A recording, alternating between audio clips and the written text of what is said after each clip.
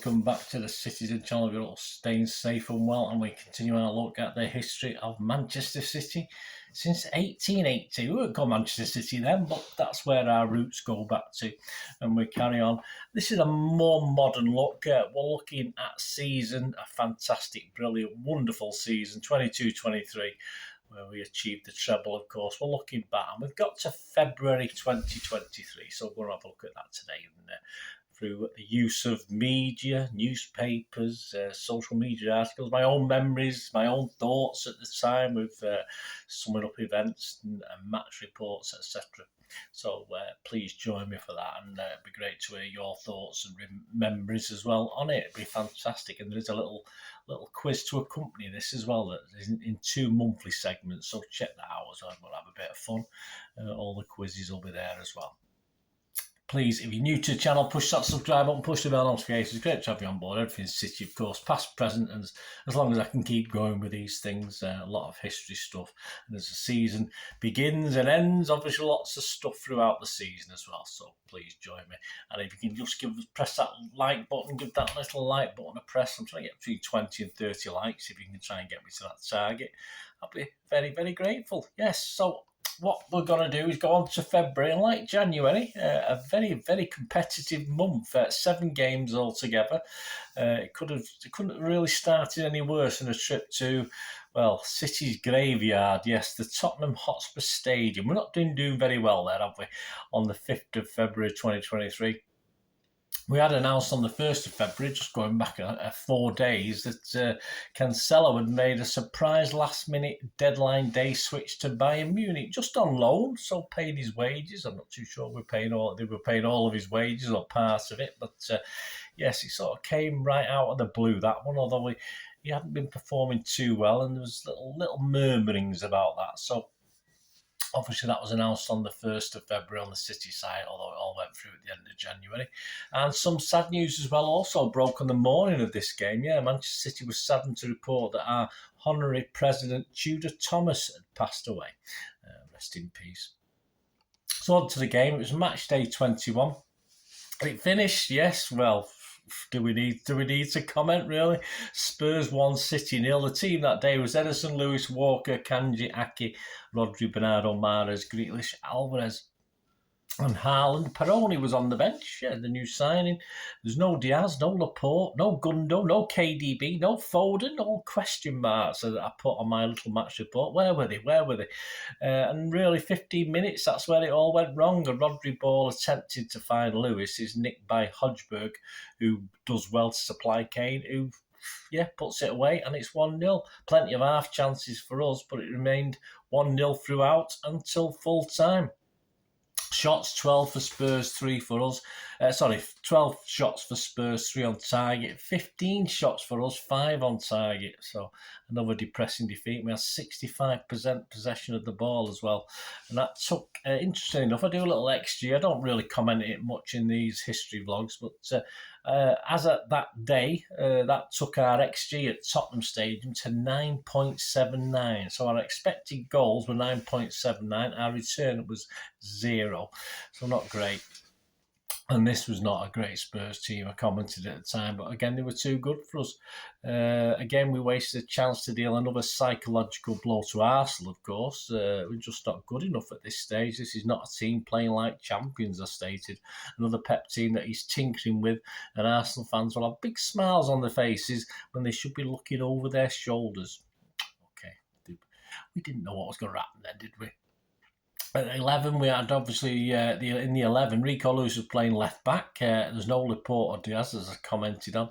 No KDB, Gundo. Where was the creativity, I asked? Some okay performances from the guys who did play, but as a team, this side and tactics didn't seem to work, not for the first time. Bit too deliberate. Some okay pace initially. When the goal went in, we all lost the initiative. We needed to up the pace even more, at least in the second half, and we didn't. Rodri again, sadly at that stage, lacked a quality performance against a better, more manoeuvrable team, I said, and the goal was his fault, but we had 80 minutes to put things right, so it's not just him. We're second. We'll stay second in the league, still in 3 competitions, but the morale for me appeared a little bit poor at the time, and I think most people thought that. Pep was in danger of losing the confidence, if not already, of some key players. The headlines, Manchester Evening News, Simon Bukowski wrote, ground farce. Yes, City's title race blow as wretched record at Spurs Stadium continues. Inside, time to get spurred on if you want to win the title. Rodri just scored a 4 out of 10, so my thoughts were shared on that one. Gary Neville said something isn't right with City, so even Gary Neville was sensing it as well. The Daily Star, Mr. Spurfect was the headline. Kane surpasses Greaves and now targets Shearer. John Cross said, White, Hart, Kane. Very good, John. I like that. Spurs salute one of their own legends. Despite this being a low, it will start to turn round, probably from this match, and Arsenal cheered us up the very next day by losing 1-0 at Everton to lessen the misery. The misery, though, went up a notch on the 6th of February 2023, when the Premier League decided to charge City with 115 breaches of FFP. Our statement at the time, Manchester City is surprised by the issuing of these alleged breaches of the Premier League rules, particularly given the extensive engagement and vast amount of detailed materials that the EPL has been provided with. The club welcomes a review of this matter by an independent commission to impartially consider the comprehensive body of irrefutable evidence that exists in support of its position. As such, we look forward to this matter being put to rest once and for all. So that will be going on and continues to go on, of course. On the 12th of February, the fans and the players and the team and the manager and everybody had the chance to show what our response was to this. It was quite positive, as you'd expect from City fans, because we had our next home games on the 12th of February, match day 22, and it was a lively crowd, a lively atmosphere against Aston Villa, and we beat them 3-1. We started the day 5 points behind Arsenal, but they still also had a game in hand. So in theory, if they won that, it would be 8 points. There was 4 changes to the team we put out at Spurs. Edison, Walker, Diaz, Laporte, Rodri, De Bruyne, Gundo, Bernardo, Mahrez, Grealish and Haaland. Match report on the day, 4 minutes, 1-0. What a start. Build up to a corner. Great Diaz ball out to Grealish, who wins a corner. A bit of verbal with KDB though, but a training pitch corner with a straight line of the big men all split. Rodri, Diaz, Laporte, Gundo involved as well, all sort of split in the middle. But 2 Villa men on Haaland. Rodri found space towards the near post, attacks the ball, nods in at the near post. Martinez gets a hand to it but can't keep it out low down. 39 minutes, pressure on Villa's defender, heads wide of Martinez after a KDB ball, but Haaland is covered by the time he picks it up. So he jinks left then right, and his cross across eludes the keeper and the defence is side and the defence, and it is side-footed home close in by Gundo. 41 minutes of booking for Diaz for the lesser-known PGMOL Rule 6A for referees, which is commonly known as the Horlock, for walking aggressively towards a referee. I have no idea why he got booked. 44 minutes, Rodri probed again to Bernardo on the edge of the box, to Grealish, who goes down in front of the Villa fans for a penalty. He'd have enjoyed that. The Villa fans didn't, next to me, with the South Stand singing Haaland, Haaland. Rodri then, Mahrez picks it up after some disagreement. And Mahrez is not put off by the chanting of Haaland by his own fans. Martinez goes her own way, and credit to Haaland first to congratulate Mahrez, who's put the penalty away. Mahrez taken, and even though scoring sort of sucked the life out of the moment, it seemed a bit odd at the time. So it was near half time. So we wanted Haaland to take this penalty, and Mahrez steps up. So it did put a little bit of a downer on the moment, which was quite unusual. 3-0 at half time, surely game over. 46 minutes of Kanji for Diaz, Alvarez worryingly for Haaland. 61 minutes, it's 3-1. Bernardo manages to lose it twice. First a poor pass, then he fails to control it as it bounces back to him midfield. Watkins breaks through Akanji and looks to come across Edison, who comes out, but neither appear to try and stop the shot, and it's 3-1. Akanji needed to be a bit more positive, and well, Edison just needed to be a keeper. Match stats, shots, 17 shots for City, 9 on target, 6 for Villa, 2 on target. We managed 68 possession that day. I summed it up as this: City, great first half, great to see Diaz and Laporte and even Walker back. Eased off the second half with the job done. We'll need to do it for 90 minutes plus next time out. Milestone, Pep's 250th game, which includes 184 wins, The next best is Klopp with 160. Most assists by an African player in the Premier League. Mahrez equalled Drogba at 55. Manchester Evening News Simon Bukowski said Pep Earls not hurt. Good. We're glad about that. Inside, City up for the fight on and off the pitch. The intensity that's been missing for too long was burning furiously. Will Freeman said, Hot Rod can't wait for Gunners clash. Yes, that was coming up, guys. The Suns' Ken Lawrence gunfights. Happy Pep hails Etihad spirit, but Haaland in fitness battle to face Arsenal. Pep hailed Manchester City fans and players for producing a defiant reply to the Premier League's charge sheet. Inside, no panic, but defiance, of course, based on the big lawyer who we get to defend us. Martin Blackburn, treble brewing, he said. They knew something we didn't know then ourselves, perhaps. City charge for glory, hots up as Villa full field force, not full field force. Even better, of course, when Arsenal, again, a bit of a letdown for them, drew 1-1 at home to Brentford on the Sunday. Up next, match day 23 on the 15th of February. Arsenal top, played 21, 51 points. City second, played 22, a game more, 3 points behind 48. But we had a better goal difference, so a win would take City top.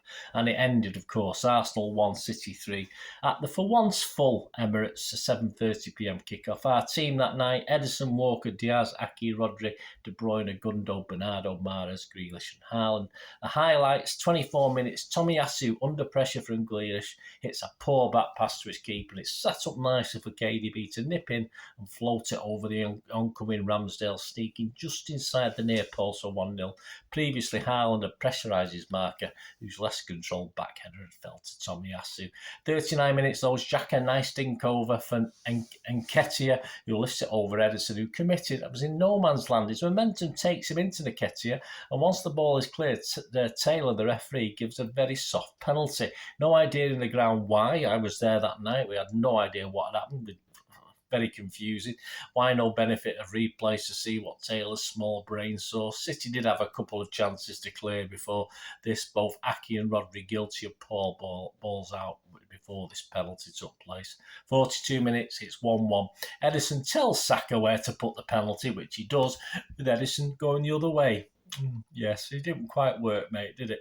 Half-time 1-1. But into the second half, 57 minutes, Haaland is in a tussle with Gabriel and seems to better him before being fouled in the area. After a solid interception by Walker finds him, Taylor points to the spot, but VAR overrules for an offside from Haaland in the build-up, so we don't even get that. But 61 minutes, Akanji comes on for Mahrez. An odd one, it appeared at the time defensive, but proved anything but. 72 minutes, it's 2-1 to City. After an Arsenal error, some neat work in and around the box, Bernardo feeds Haaland, who moves it across the penalty area D to Gundo, who slides it across rather than shooting for Grealish, whose shot takes the smallest of deflections to help take it past Ramsdale, who I think would have saved the shot otherwise. 82 minutes, yes, game over. The Nordic meat shield himself calmly slots home as KDB finds him cleverly in the box with Ramsdale unbalanced, leaving a nice gap for Haaland to hit home. It starts with Walker winning the ball well in front of Pep and Rodri and Gundo quickly moving it on to KDB. The match starts, Arsenal 10 shots, 1 on target. That was their undoing. City just 9 shots, 6 on target. That's why we won the game. Our possession only 36%. I was there on that night. The first half, we were very, very lucky to go in at 1-1. Arsenal with by far the better team, although we were better in the second half. That was now 11 wins for City on the trot against Arsenal in the Premier League, the most Arsenal have suffered in their whole history. Happy days. Manchester Evening News, real deal. Blues back on top as Jack shoots down the Gunners. Simon Bukowski inside says, champions won't give up the crown that easy. We won't. If this was Arsenal's big night, they came up against a team that are far more used to them. We are. He rates Diaz and Grealish both 8 out of 10. Pep, we had to win this one. We certainly did. In the Star, Andy Dunn said, flop guns. City storm back to the top as Arsenal see lead destroyed. Inside Jeremy Cross, Hal back on again. Erling seals it to blast open the title race. The Mail's Jack Gorn. Pep leapfrogs Arsenal to go top for the first time in 3 months, thanks to Crackerjack. Inside Oliver, showing me age. Inside Oliver Holt, slick City slide into driving seat. Guardiola's side deliver crushing blow to Arsenal's title challenge. Ian Ladyman announced, this looked like the birth of our next big rivalry. Perhaps it is. To sum up me for Arsenal, yeah, I thought Arteta had a good team. I'm sure they'll bounce back, I thought at the time, and whoever finishes above them this season will be champions. See, I don't lie, do I? As far as us, well, far from City's best performance, I thought, on the night, though a better second half. But nice to see a scrappier looking City digging in and getting the points thanks to some good finishing and build-up play. No point in beating the leaders if we throw this away in our next game, though, against struggling Nottingham Forest. Join me for part 2 of this look at February as table-topping City travel to the City ground to take on Forest on the 18th of February, and after the hard-fought win at the Emirates, sadly, we stumble again. So join me for that, guys. Let us know your members. It's great to hear from you. I'll see you very, very soon. Thanks for watching. I always one thing, don't I? Please stay safe, Blues. Come on, City. Bye for now.